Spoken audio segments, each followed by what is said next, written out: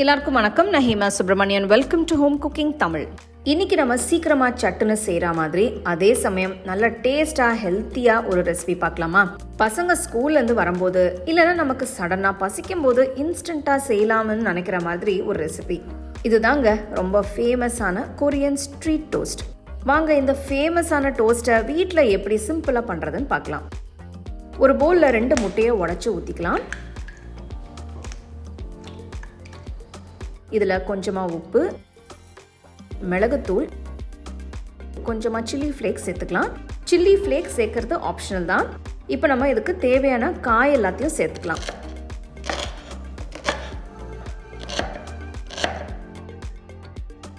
ஒரு கையளவு நல்ல நீளமாக மெலிசா நறுக்கின கோஸ் சேர்க்குறேன்.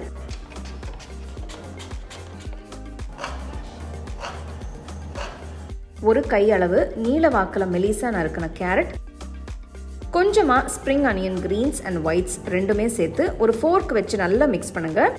காயெல்லாம் முட்டை கலவை கூட நல்லா மிக்ஸ் ஆகணும்.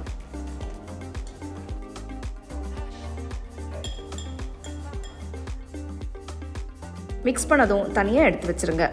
இந்த பிரெட் டோஸ்ட்டுக்கு ஒயிட் பிரெட் இல்லை வீட் பிரெட், அதாவது ப்ரௌன் பிரெட் உங்களுக்கு எது வேணுமோ அதை நீங்கள் யூஸ் பண்ணிக்கலாம். ஒரு பக்கம் நல்லா ஈவனாக வெண்ணெயை ஸ்ப்ரெட் பண்ணுங்க. ஒரு தவாவை ஸ்டோவில் வச்சு சூடானதும் கொஞ்சமாக வெண்ணெய் சேர்த்து ஸ்ப்ரெட் பண்ணி வெண்ணெய் தடவாத பிரெட் சைடை தவால வச்சு டோஸ்ட் பண்ணுங்க.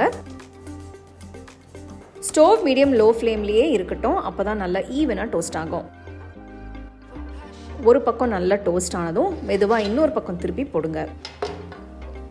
2 பக்கமும் நல்ல புன்னிறமாக கிறிஸ்பியாக டோஸ்ட் ஆகட்டும்.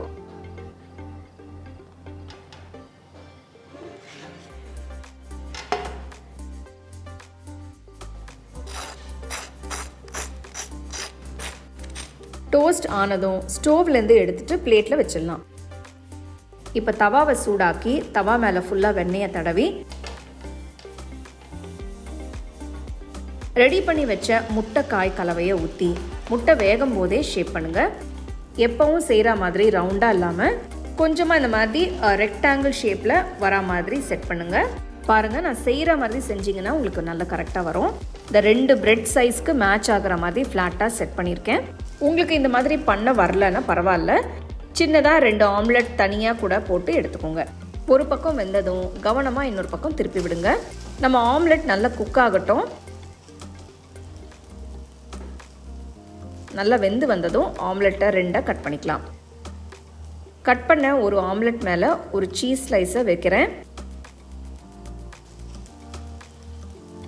சீஸ் ஸ்லைஸ் லேசாக மெல்ட் ஆனதும் கட் பண்ண இன்னொரு ஆம்லெட்டை சீஸ் மேலே வைங்க. சூப்பர் சாஃப்டாக நல்ல சீஸியாக ஆம்லெட் சாண்ட்விச் மாதிரி ரெடி ஆகிடும். இதை அப்படியே ஸ்டோவ்லேருந்து எடுத்துடலாம். இப்போ கொரியன் டோஸ்ட்டை அசம்பிள் பண்ணிடலாம். 2 டோஸ்டட் பிரெட் ஸ்லைசஸ் எடுத்து ஒரு பிரெட் மேலே டொமேட்டோ சாஸ் சேர்த்து ஸ்ப்ரெட் பண்ணுங்க. இன்னொரு பிரெட் மேலே மேயோனீஸ் தடவிக்கலாம்.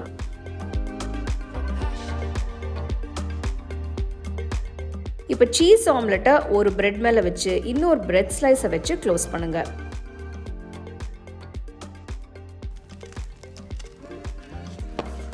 இதை அப்படியே பாதியாக கட் பண்ணி சூடாக சர்வ் பண்ணுங்க. இந்த டோஸ்ட்டை ரொம்ப சீக்கிரமாக செஞ்சிடலாம். செஞ்சதும் நல்ல சூடாக சர்வ் பண்ணுங்க.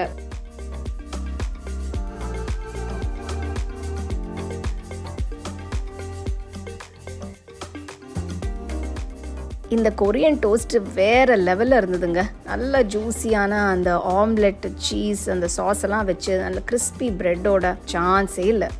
இது ஒரு நல்ல டோஸ்ட் ரெசிபி. நீங்கள் மார்னிங் பிரேக்ஃபாஸ்ட்டுக்கு இல்லைன்னா ஈவினிங் ஸ்நாக்காகவும் கூட சர்வ் பண்ணலாம். நல்ல ஃபில்லிங்காக இருக்கும். கண்டிப்பாக ட்ரை பண்ணி பாருங்கள். அப்படியே உங்கள் ஃபேமிலி ஃப்ரெண்ட்ஸோட ஷேர் பண்ணுங்கள்.